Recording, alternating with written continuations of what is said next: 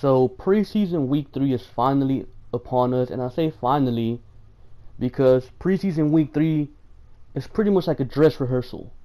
Starters play a whole half, coaches actually game plan, they actually have their schemes running.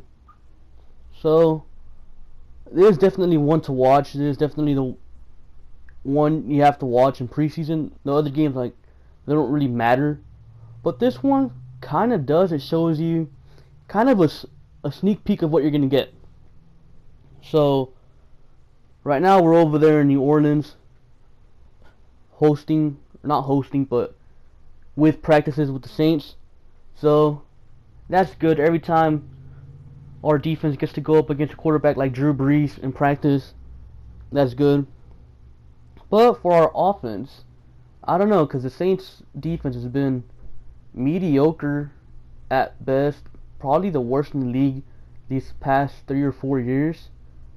So offense might look better than it really is. Okay, so now for the things to watch out for.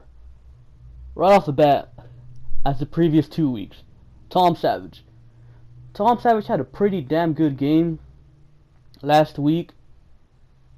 And let's see if he can continue that. He should, theoretically, because the Saints don't have a good defense. So if Tom Savage doesn't have a good game against the Saints defense, we're going to have some problems. Now, continuing on with the offensive starters, I'm pretty sure Bruce Ellington's going to play with the starters, so let's see what he does in his second week with us. As you all know, last week he was amazing. Let's see if he can keep it up. I think he has his roster spot locked up. So, yeah, there's not really much to talk about when it comes to, DeAndre Hopkins, CJ Fedorowicz. We already know what they bring to the table. So let's move on to the offensive line. The offensive line performed pretty well last week, and two guys in particular you have to watch. Right tackle Breno, he's been surprisingly outstanding so far.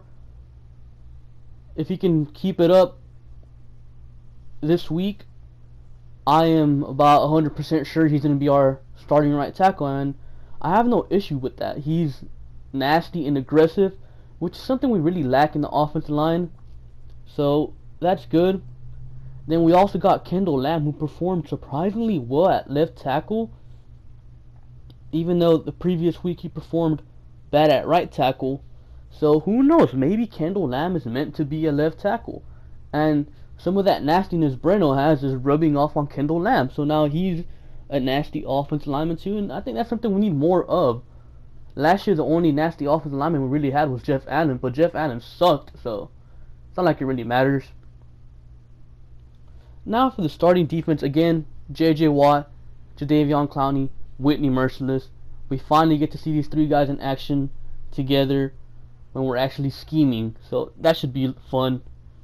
Now, a lot of people are concerned with the Texans secondary, and what better way to see how good our secondary is than to be going up against Drew Brees, one of the greatest quarterbacks of all time. So we get to see what our secondary is really made out of. That's if, I don't know, man, because our front seven might dominate them. So there's that. Now for backup players and stuff. Of course, Deshaun Watson. He had a terrible game last week.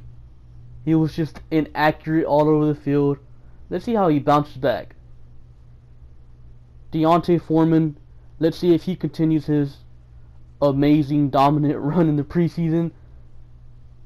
And Alfred Blue. Alfred Blue's also been surprisingly good. He's been running differently, with power, with purpose. He just looks like a completely different back out there, man. Let's see if he can keep it up. Dres Anderson, man, last week he didn't really do much, but week 1 he was Deshaun Watson's favorite target. So let's see if he could bounce back, because with the Jalen Strong suspension, the Will Fuller injury, and maybe Braxton Miller might miss week 1 as well, we definitely need some wide receivers. Now that we're on with the wide receivers, we got Wendell Williams, who's been relatively quiet in preseason, besides that awesome Alfred Blue touchdown block in week 1 of preseason. He hasn't really done much. And on the offensive line also, Greg Manx, man. I think at this point it's pretty much evident that Greg Manx isn't going to start at one of the guard spots, because if he was, he would have already done it, or he would have already been starting. So why not trade him? I'm damn well sure this guy has good trade value.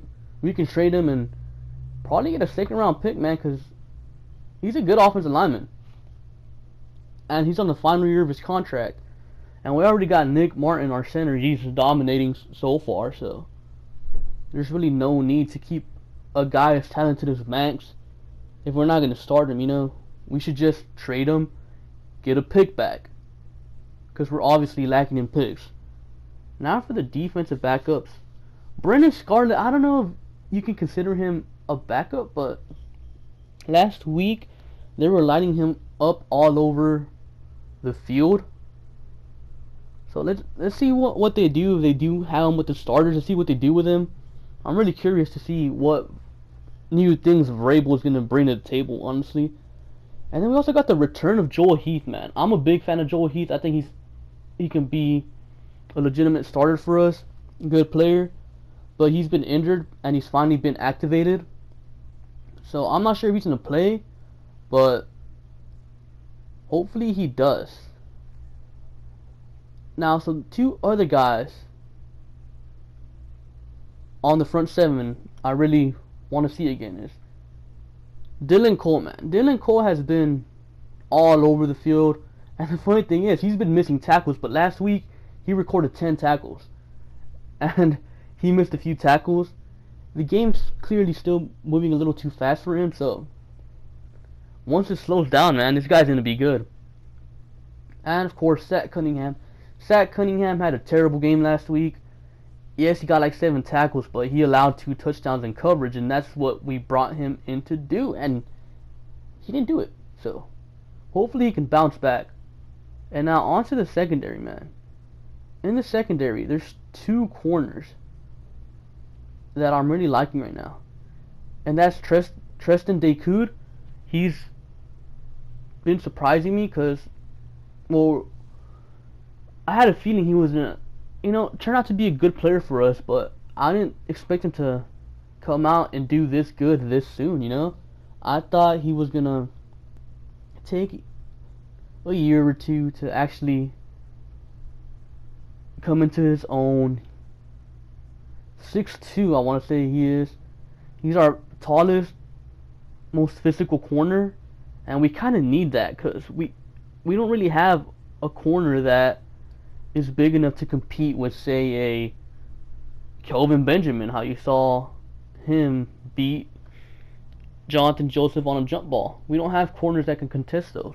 The tallest corner we have before Treston was Kevin Johnson, and he's only 6 feet tall, so that is good that we brought in a corner that big, and he could probably be one of our starting corners in a few years, man. This guy, he's good. I like him. I really do. And then that beautiful hit he had last week that forced the fumble, but unfortunately it went out of bounds. But that was a beautiful hit. And another guy also in the secondary, who also happens to be a corner, Denzel Rice. A lot of people were like, it's just Denzel Rice, man. But Denzel Rice has had himself a pretty good set of preseason games, and if he can continue it, he might make the roster. I don't see why he wouldn't, and he can contribute in special teams. As of right now, I'd say our corners are Joseph, Johnson, Jackson, Decoud, and Denzel Rice. We might carry a 6th corner, but at this point, I don't know who it is probably Robert Nelson, but the only game action he got was in week 1 and he sucked, so I don't know. And also something I almost forgot about is watch the safeties, man. Last week I thought Andre Howe and Corey Moore had themselves a pretty good game. Of course, Andre Howe almost had that beautiful interception, but unfortunately it didn't count. And then Corey Moore had that beautiful ball that he batted away, that had he not batted away, it would have been a touchdown because Eddie Pleasant got beat on that play, man. So yeah, those are some things to watch. Let me know if I missed anything so I can add that into my list of things to watch. But with that being said, guys, that's all I have for you today. Make sure to like, comment, and subscribe, and I'll catch you guys later. Peace.